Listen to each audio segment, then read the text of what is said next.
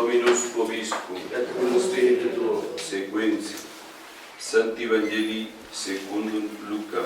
Gloria tibi, Domine. In illo tempore dum iret Iesus in Jerusalem, transibat per mediam Samariam et Galileam et uningrederitur quodam castaum ocorrerum et ecen vire leproce, qui esteterum ad longe, et levaverum vocem dicentes, Iesu, precector miserere nostri.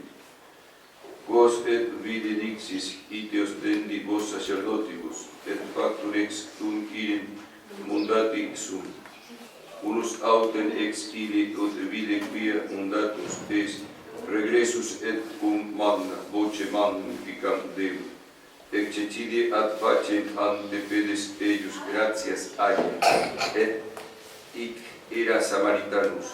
Responde autem Iesus dixis, nones decem mundati sum, et novum ubi sum, non ex inventus qui redire et dare gloriam Deo, nise hic alientem, et ad illi surge vale, quia fides tua te salvum feci. Laus tibi Christi. Dios te salve María, llena eres de gracia, Señor es contigo, bendita tú eres entre todas las mujeres, bendito es el fruto de tu vientre Jesús. Ahora y en la hora de nuestra muerte.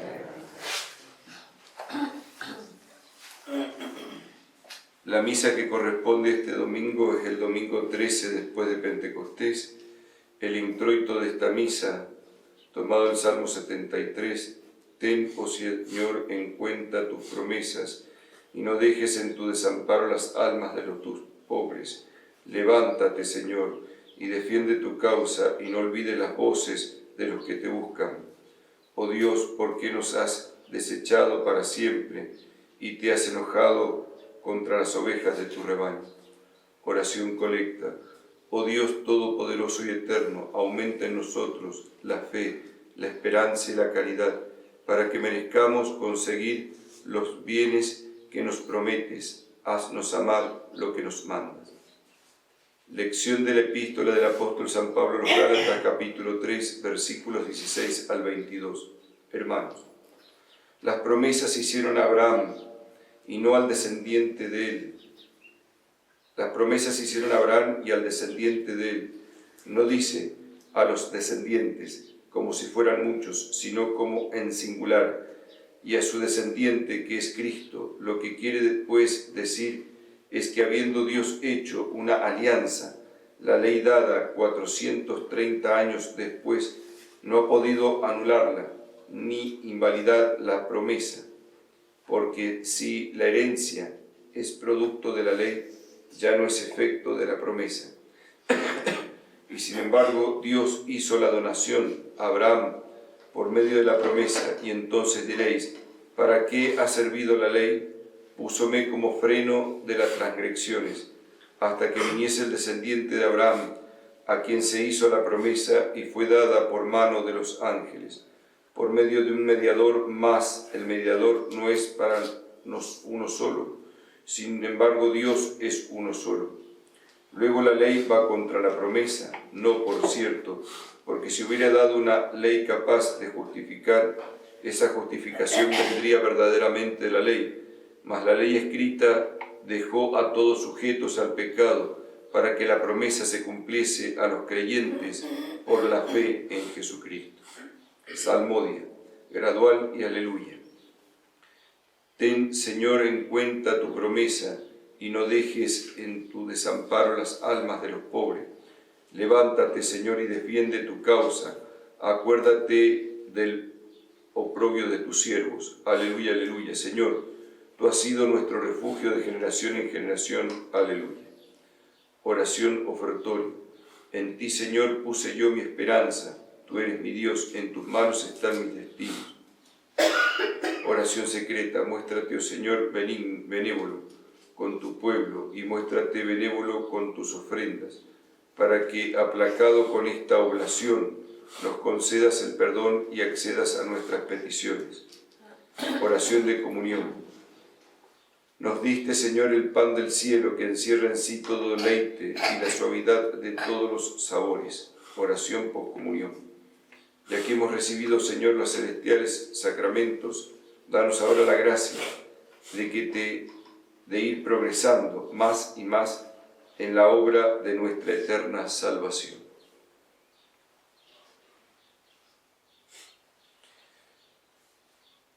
Vemos a Jesucristo nuestro Señor que se nos presenta en este 13º domingo después de Pentecostés como aquel que se compadece de aquellos que están enfermos. Y la enfermedad que aparece en este milagro que va a ser nuestro Señor Jesucristo no es cualquier enfermedad, sino que es la enfermedad de la lepra. Recordemos que la lepra en la época de Jesús era una enfermedad muy terrible y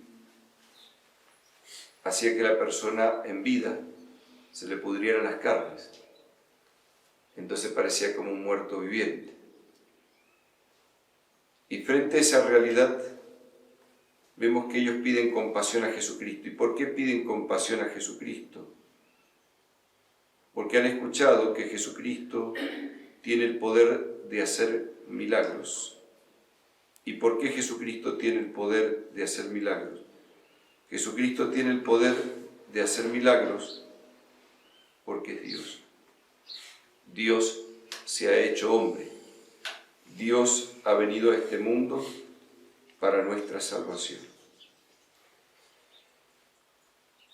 Y qué importante que tomemos conciencia de que Jesucristo nuestro Señor, cuando cura a los leprosos, los manda a los sacerdotes. ¿Y por qué los manda a los sacerdotes?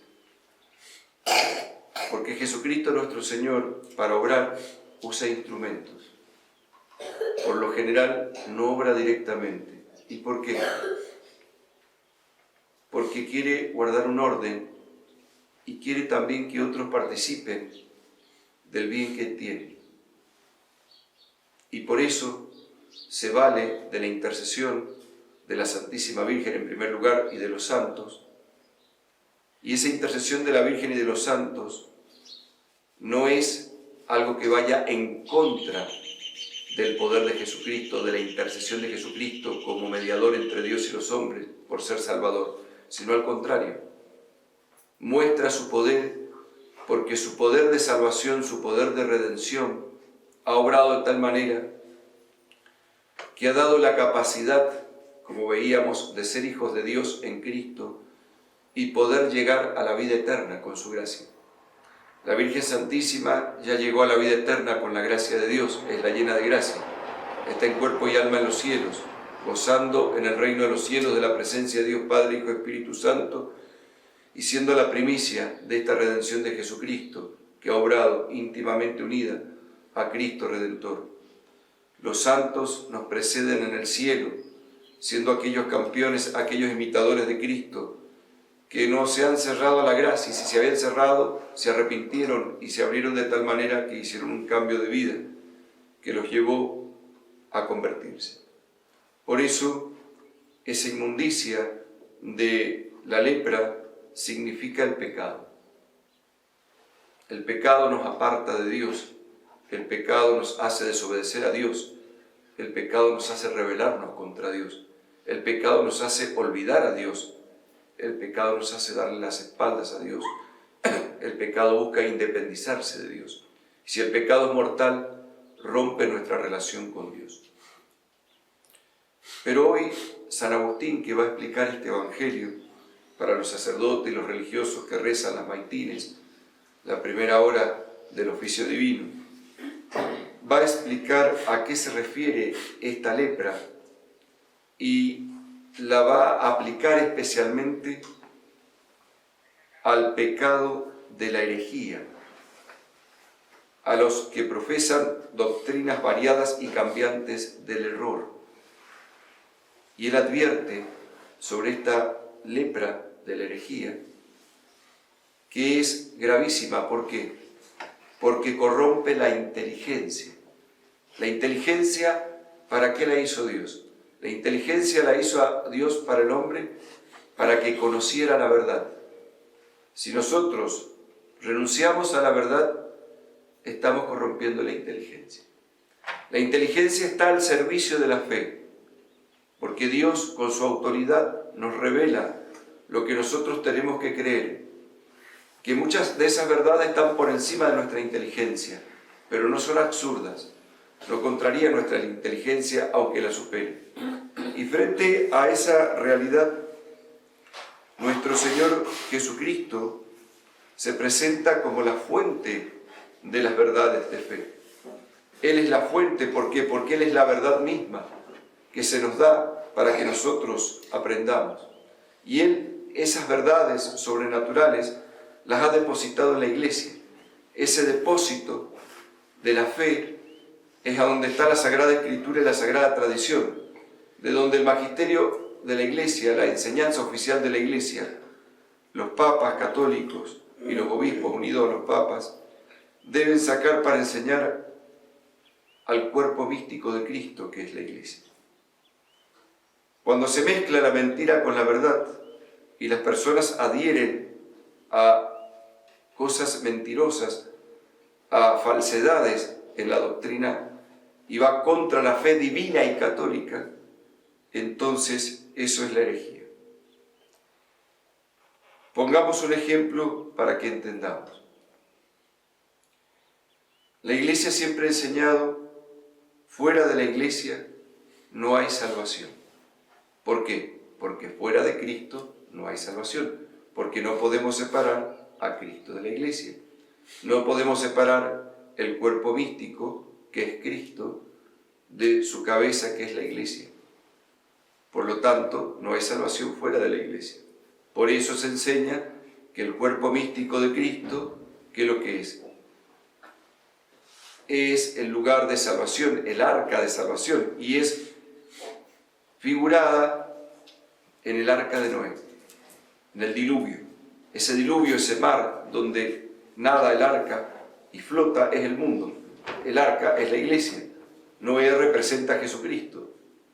Para nosotros ser salvos tenemos que estar unidos a Jesucristo. ¿Dónde? En la Iglesia.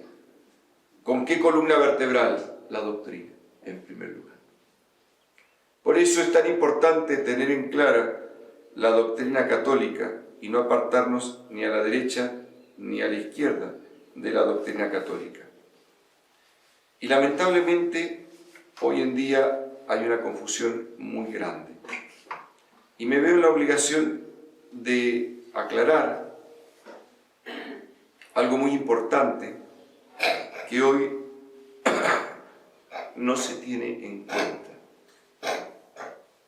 Todos se habrán enterado por las noticias que en Santa Fe, Rosario, se estaba tratando el tema de una ley en donde se quería sacar, borrar de un plumazo a la Iglesia Católica de la historia, del lugar.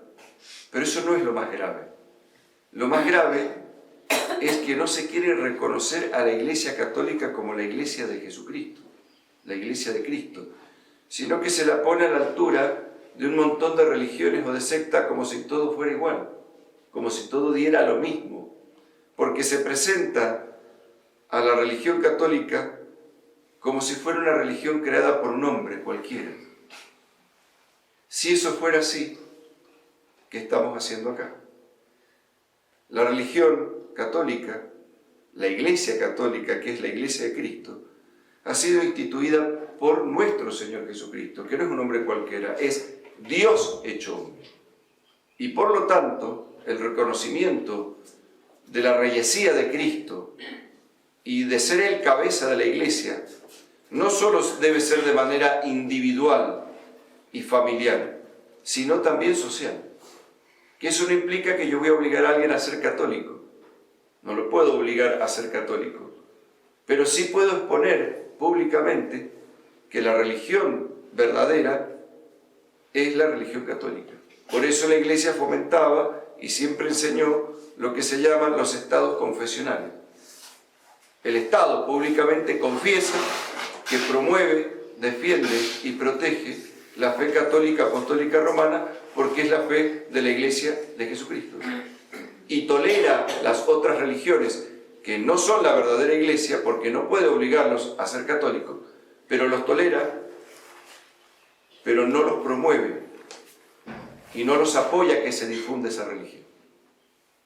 Hoy en día decir esto lo ven como algo malo y se rajan las vestiduras.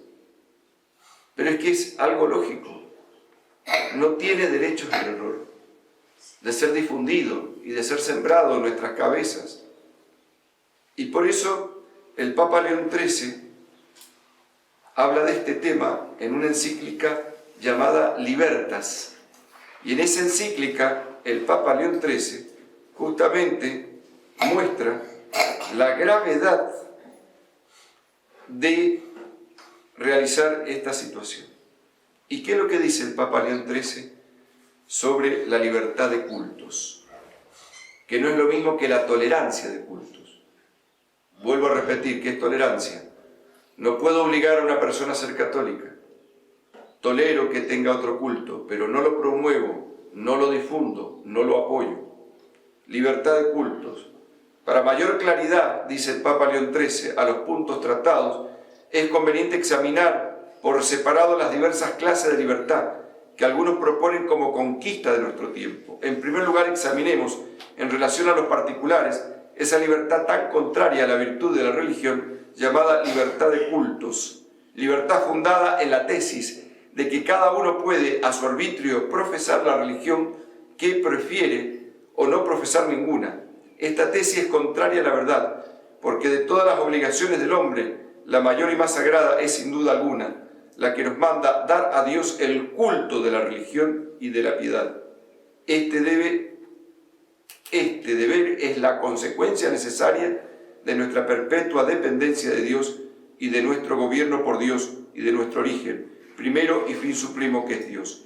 Hay que añadir además que sin la virtud de la religión no es posible virtud auténtica alguna, porque la virtud moral es aquella virtud cuyos actos tienen por objeto todo lo que nos lleva a Dios, considerado como supremo y último fin del hombre, y por esto la religión, cuyo oficio es realizar todo lo que tiene por fin directo e inmediato el honor de Dios. Es la reina y la regla a la vez de todas las virtudes, y se pregunta cuál es la religión que hay que seguir entre tantas religiones opuestas entre sí, si la respuesta la dan al unísono la razón y la naturaleza, la religión que Dios ha mandado y que es fácilmente reconocible por medio de ciertas notas exteriores con las que la divina providencia ha querido distinguirla, para evitar un error que es asunto de tanta trascendencia, implicaría desastrosas consecuencias. Por eso, conceder al hombre esta libertad de culto de que estamos hablando equivale a concederle el derecho a desnaturalizar impunemente una obligación santísima y ser infiel a ella, abandonando el bien para entregaros al mal.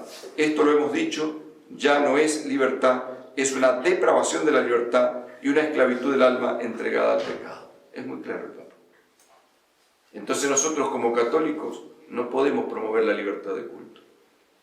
Sí aceptamos la tolerancia, pero tenemos que ser fieles de predicar la verdadera doctrina de nuestro Señor Jesucristo y demostrar dónde está la verdad. Por eso un católico tiene una obligación grave, de acuerdo a sus posibilidades intelectuales, económicas, de apoyar la Iglesia Católica y de estudiar la doctrina católica, de saber defender la fe católica.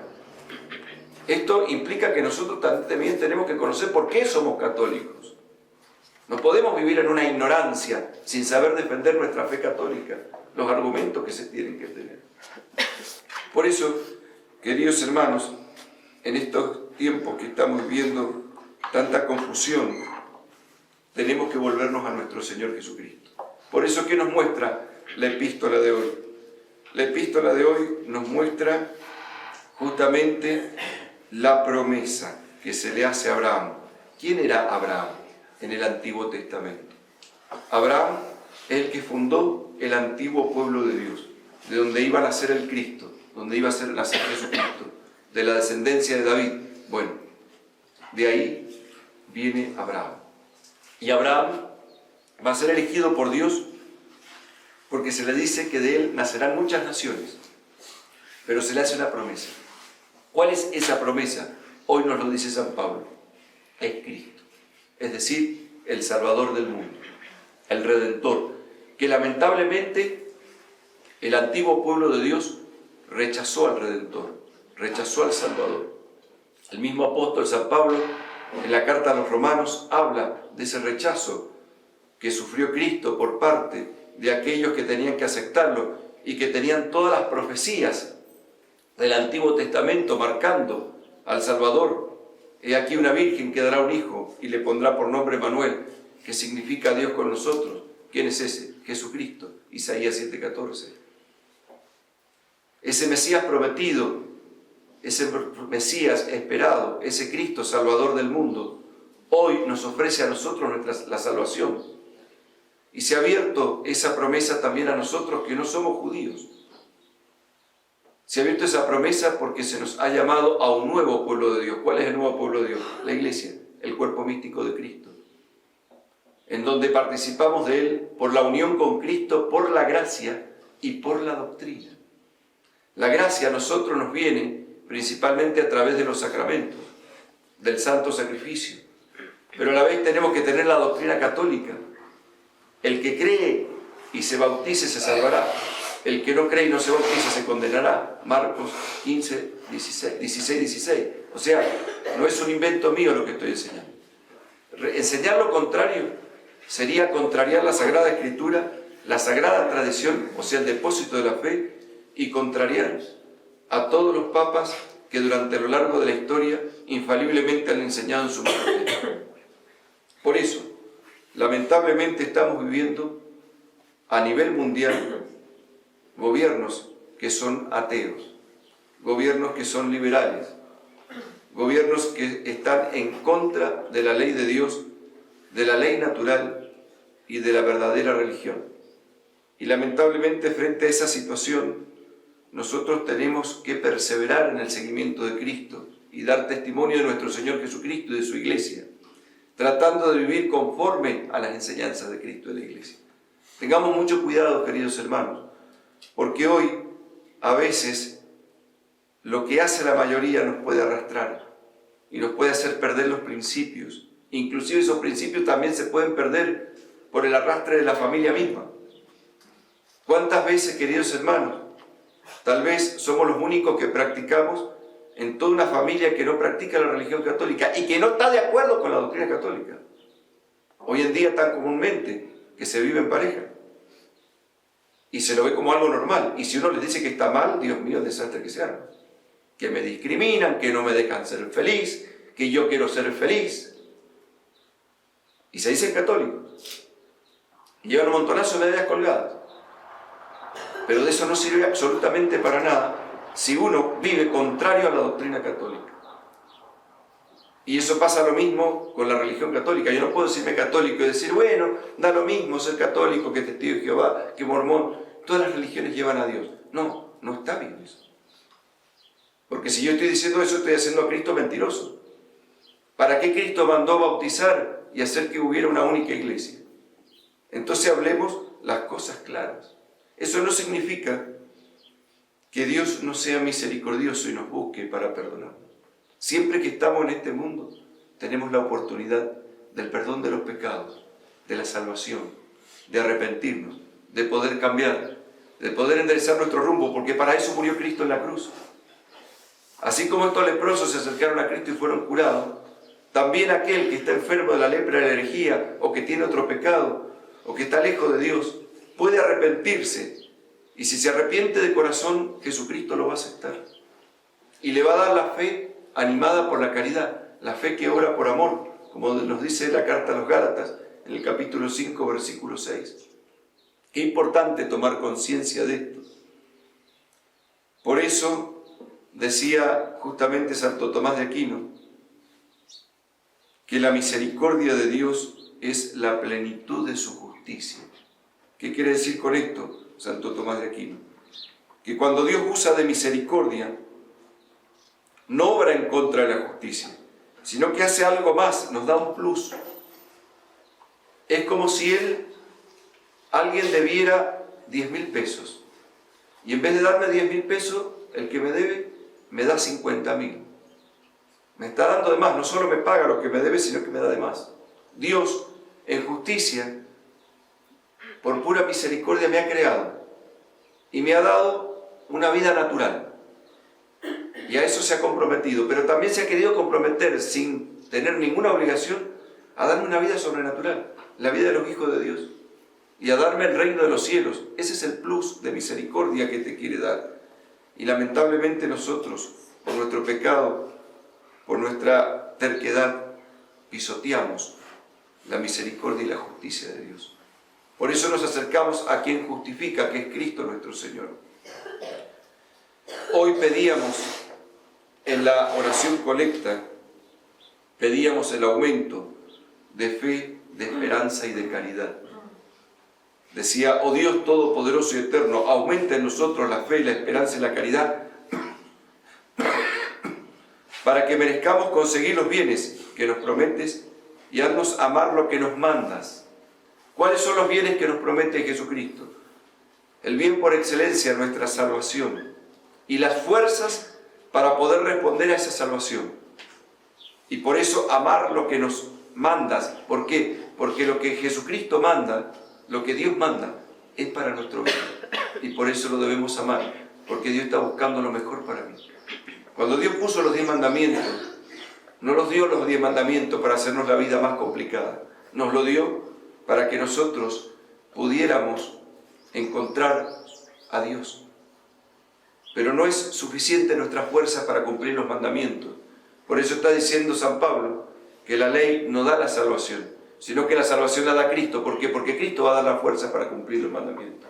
Cristo va a dar la fuerza para poder hacer obras buenas, en gracia de Dios. Porque si yo las obras buenas las hago en pecado mortal, no tienen ningún valor de vida eterna. Por eso, queridos hermanos, nos volvemos a la Santísima Virgen María, mañana que la vamos a celebrar en su nacimiento. Le vamos a pedir a la Virgen que interceda por nosotros, para que nosotros podamos ser fieles a ese nuevo nacimiento en Cristo que hemos tenido en el bautismo. A ese nuevo nacimiento en Cristo que nos llama a tener una nueva vida en Cristo y luchar para que esa vida en Cristo se dé en nosotros.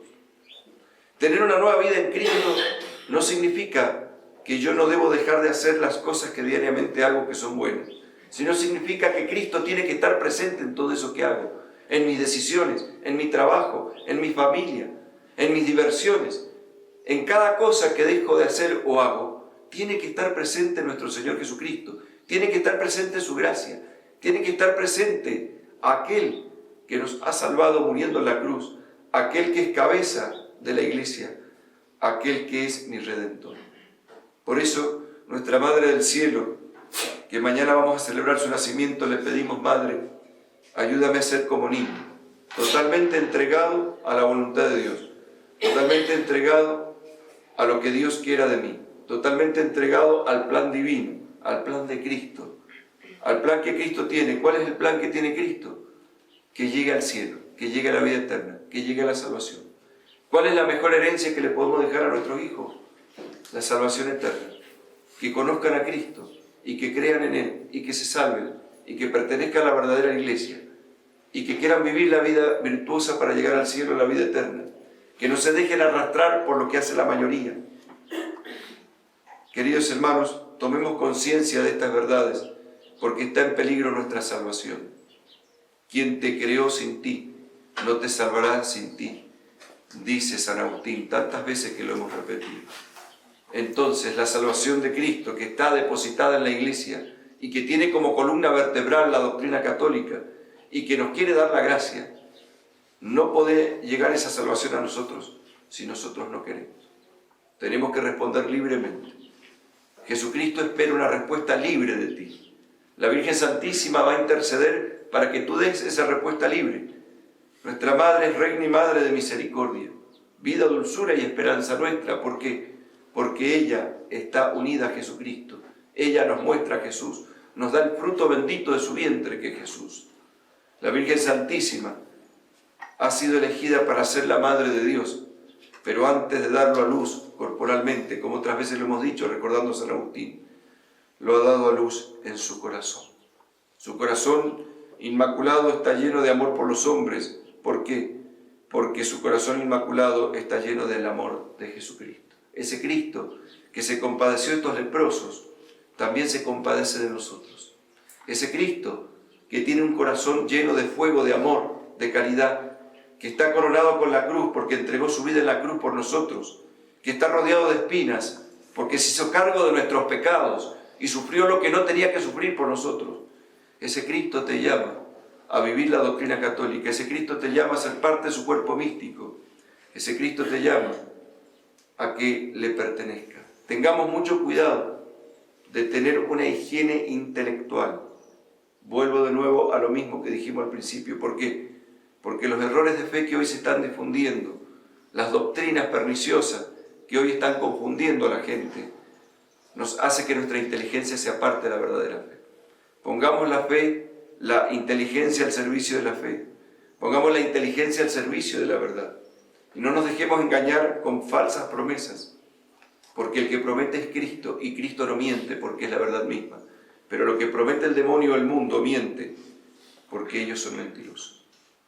Queridos hermanos, que nuestra Madre del Cielo, la siempre Virgen María, la que nació para ser la Madre del Salvador, nos bendiga y nos ayude a ser fieles a la verdad de la fe, y que podamos decir como Santa Teresa de Jesús cuando estemos muriendo: muero hijo o hija de la Iglesia.